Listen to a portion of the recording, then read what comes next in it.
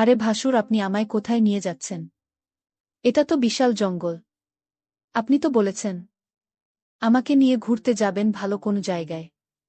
আর এখন তো দেখছি আপনি আমাকে জঙ্গলে নিয়ে আসলেন। ভাসুর তখন একটা হাসি দিয়ে বলল, আরে আমি তোমাকে এখানে কেন এনেছি? তুমি কি কিছুই বুঝতে পারো না? আমি ভাসুরকে কাকুতি মিনতি করছিলাম, আমাকে এখান থেকে নিয়ে যান। কিন্তু সে আমার কোনো কথাই শোনল না।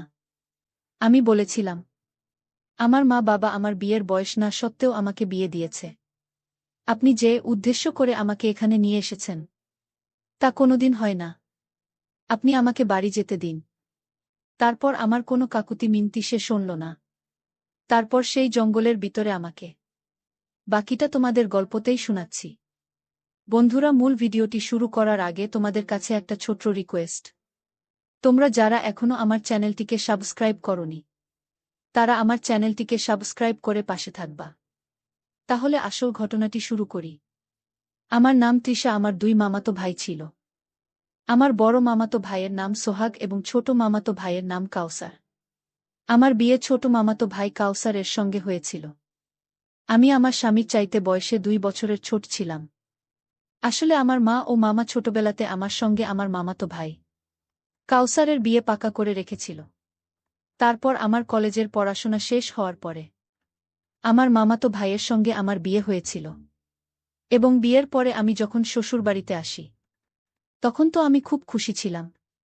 কারণ এমনিতেই আমি আমার নিজের আত্মীয় ঘর এই সংসার করতে এসেছিলাম। তাই আমার মনে কোনো রকম দুশ্চিন্তাই ছিল না। আমি তো ভীষণ খুশি ছিলাম। কিন্তু বাসররাতে আমার স্বামীর যখন ঘরের ভিতরে আসে, তখন তার ব্যবহার দেখে তো আমার মনে হয়েছিল এই বুঝি আকাশটা আমার মাথার উপর ভেঙে পড়ল।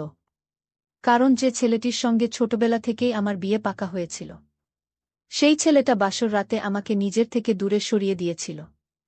বাসর রাতে স্বামীর স্নেহ পাওয়ার জন্য আমি যখন আশায় ছিলাম, তখন তো স্বামীর আমার সঙ্গে কথা বলা তো অনেক দূরের কথা।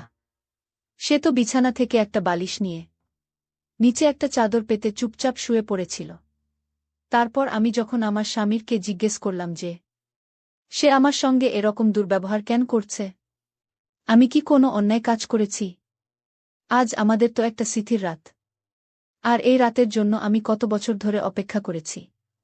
তখন স্বামী অনেক এগিয়ে আমার দিকে আঙুল দেখিয়ে বলল, তোমার জন্যই তো আমার পুরো জীবনটা নষ্ট হয়ে গেছে। আমি তোমাকে নিয়ে কোনোরকম কোনো স্বপ্ন দেখিনি। তাই আমাকে একদম বিরক্ত করবে না, আর না আমার কাছে আসার একদম চেষ্টা করবে। তাই চুপচাপ নিজের জায়গাতেই শুয়ে পড়ো এবং আমার মাথা খারাপ করো না। তোমার সঙ্গে বিয়ে করে আমার পুরো জীবনটাই নষ্ট হয়ে গেল। প্রথম রাতে স্বামীর মুখ থেকেই কটু কথাগুলো শুনে আমি যেন গান শূন্য হয়ে গেছিলাম। বাসর রাতে স্বামীর ভালোবাসা পাওয়া তো অনেক দূরের কথা, স্বামীর অপমান পেয়ে আমি এত বেশি কষ্ট পেয়েছিলাম যে আমার মনটাই ভেঙে চুরমার হয়ে গিয়েছিল। কারণ ছোটবেলা থেকেই বাড়িতে যখন সবার মুখে শুনতাম যে আমার বিয়ে নাকি আমার মামাতো ভাই কাউসারের সঙ্গে হবে, তখন চোখে একটা স্বপ্ন তৈরি হয়েছিল এবং আমার সেই স্বপ্নটা ভেঙে চুরমার হয়ে গেছিল। কিন্তু আমি যে ভেবেছিলাম বাসর রাতে তার সবকিছু উল্টোটাই হয়েছিল। ভেবেছিলাম বাসর রাতে স্বামীর সঙ্গে অনেক ভালো সময় কাটাবো। কিন্তু স্বামীর তো আমার মুখ দেখতেও রাজি ছিল না। যদিও বা আমি দেখতে ভীষণ সুন্দরী ছিলাম, তা সত্ত্বেও আমার স্বামীর বাসর রাতে কথাই বলেনি। আমি তো কিছুই বুঝতে পারছিলাম না যে আমার স্বামীর কি কারণে আমাকে এতটা ঘৃণা করত যে কিনা আমার মুখ দেখতেও পছন্দ করত না। বিয়ের প্রথম দিন রাতের বেলাতে আমি সারারাত বসে বসেই কাটিয়ে দিয়েছিলাম। আর মাথার মধ্যে একটা কথা ঘুরপাক খাচ্ছিল যে আমার স্বামীর যখন আমাকে পছন্দ করত না, তাহলে আমাকে বিয়ে বা কেন করেছিল? সে তো এই বিয়েতে আপত্তি জানাতে পারত। বিয়ের প্রথম রাতেই আমি বুঝতে পেরেছিলাম যে হয়তো এবার আমার পুরো জীবনটাই নষ্ট হয়ে যাবে। এবং এই কথাগুলো ভেবে ভেবেই সারা রাত আমি দুশ্চিন্তায় কাটিয়েছিলাম। পরের দিন সকালবেলা আমার জ্যাঠা নেই আমাদের ঘরে কোনো রকম নখ না করে হঠাৎ করে ভেতরে ঢুকে পড়েছিল। ওই সময় আমি বিছানার এক কোণে চুপচাপ মন খারাপ করে বসেছিলাম এবং ভেতরে ঢুকেই আমার কাকি স্বামীকে মেঝেতে শুয়ে থাকতে দেখে মুচকি হেসে আমার দিকে তাকিয়ে বলেছিল, কি ব্যাপার? আমার সুন্দরী দেবী রানী নিজের সৌন্দর্য দেখে ও বুঝি আমার দেওরকে নিজের করে নিতে পারোনি? আমি আমার জেঠানির এরকম ব্যবহার ও তার অদ্ভুত কথাবার্তা শুনে অনেক বেশি আশ্চর্য হয়নি, কারণ আমি তো আগে থেকেই অনেক দুঃখিত ছিলাম আমার স্বামীর এরকম ব্যবহারের জন্য। তারপর আমার জ্যাঠা বলল, তাড়াতাড়ি তৈরি হয়ে বাইরে চলে এসো। এবং এই কথা বলে আমার জ্যাঠা আমি নিজেও আমার রুম থেকে বেরিয়ে চলে যায়।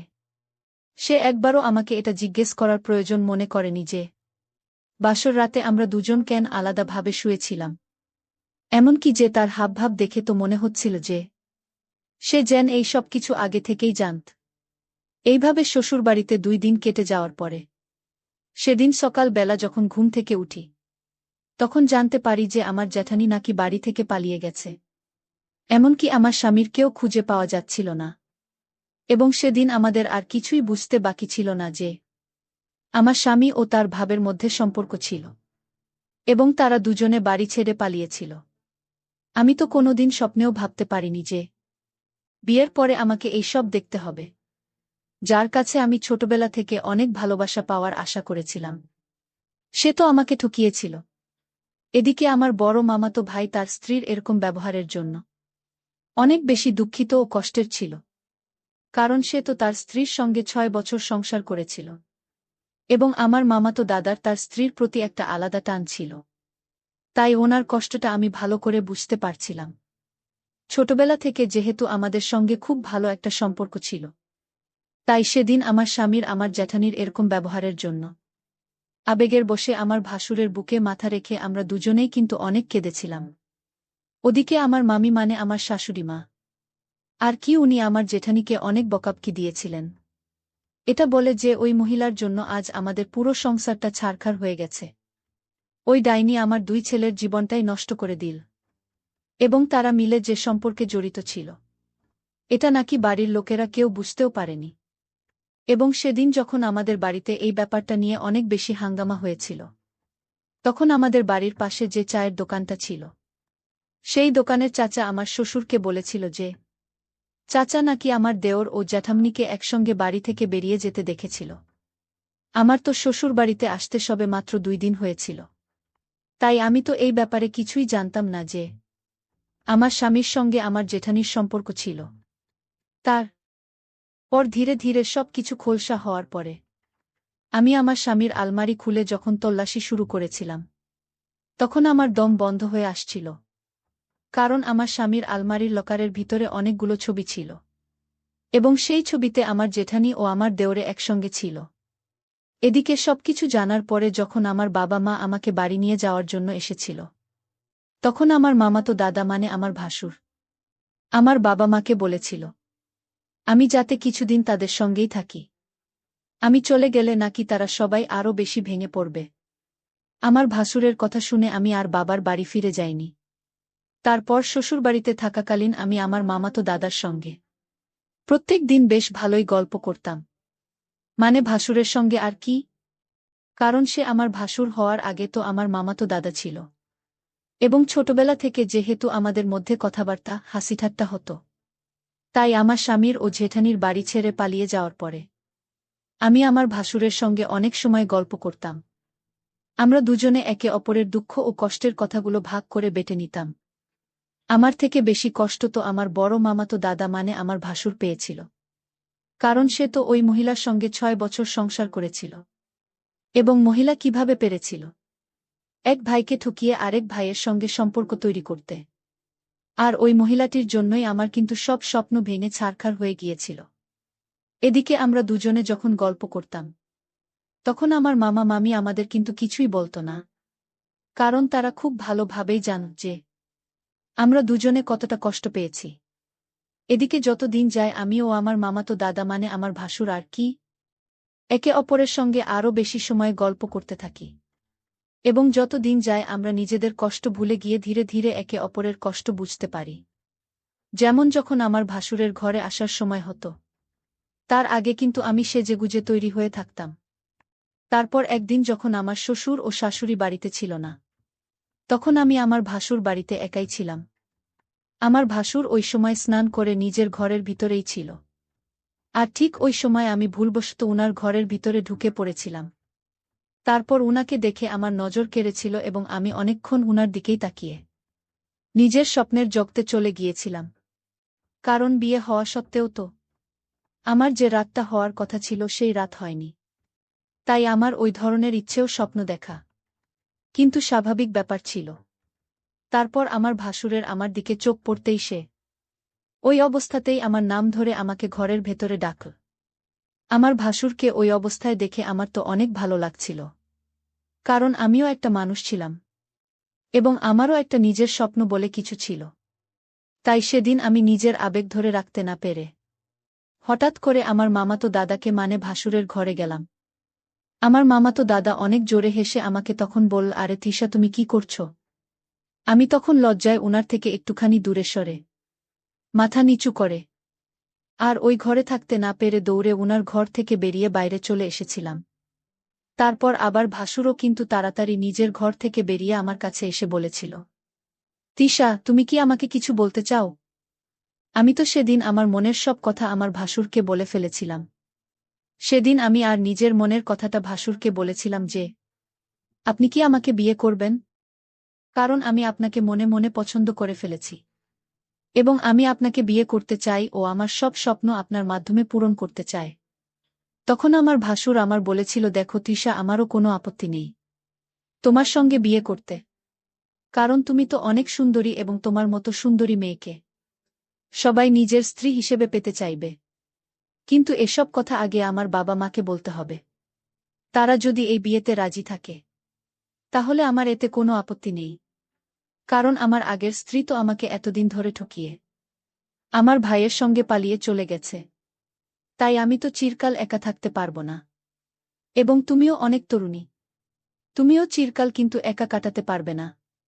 কিন্তু ভাসুর বিয়ের আগেই একদিন আমায় বলল, চলো আমরা কোথাও ঘুরতে যাই, তাহলে আমাদের অনেক ভালো লাগবে। আমি ভাসুরের কথায় রাজি হয়ে গিয়াছিলাম। ভাসুর তখন আমাকে একটা বিশাল জঙ্গলের ভিতরে নিয়ে গেল। আর সেই জঙ্গলটা দেখতে অনেক ভয়ানক ছিল। আমি ভাসুরকে বললাম, আপনি এখানে আমাকে কেন নিয়ে এসেছেন? ভাসুর বলল, আর এই জঙ্গলে অজানা কিছু জিনিস আছে যা দেখলে তোমার ভালো লাগবে। আমি তার কথায় অনেক ভয় পেয়েছিলাম। আমি ভাসুরকে বললাম, চলো এখান থেকে আমরা অন্য কোথাও চলে যাই। ভাসুর বলল, আরে আমি কি তোমাকে এখানে নিয়ে এসেছি চলে যাওয়ার জন্য? আজ তোমার সকল স্বপ্ন পূরণ হবে। আমি বললাম, স্বপ্ন পূরণ করতে জঙ্গলে কেন? সে তখন বলল, তুমি কি করে ভাবলে আমি তোমাকে বিয়ে করব? আমি আজ তোমাকে এনেছি শুধু আমার স্বপ্ন পূরণের জন্য। ভাসুরের কথা শুনে আমার গলা শুকিয়ে গেল। আমি বললাম, আমাকে এখান থেকে যেতে দাও। আমি বাড়ি চলে যাব। তুমি আমার সাথে এরকম নাটক করো না। বাসুর তখন আমাকে একটা রুমাল দিয়ে বলল, তোমার মুখে ময়লা পরিষ্কার করে নাও। আমি তার কথায় রুমালটা নাকের কাছে এনে শুকতেই আমি অজ্ঞান হয়ে গেলাম। তারপর ভাসুর তার নিজের স্বপ্ন পূরণ করল। আমার যখন জ্ঞান ফিরল, আমার পাশে কাউকে দেখতে পেলাম না। আমি বুঝতে পেরেছিলাম আমার সমস্ত গোপন সম্পদ চুরি করেছিল। বন্ধুরা, আজকের গল্পটি এখানেই শেষ করলাম। ভালো লাগলে চ্যানেলটি সাবস্ক্রাইব করে পাশে থাকবা। ধন্যবাদ।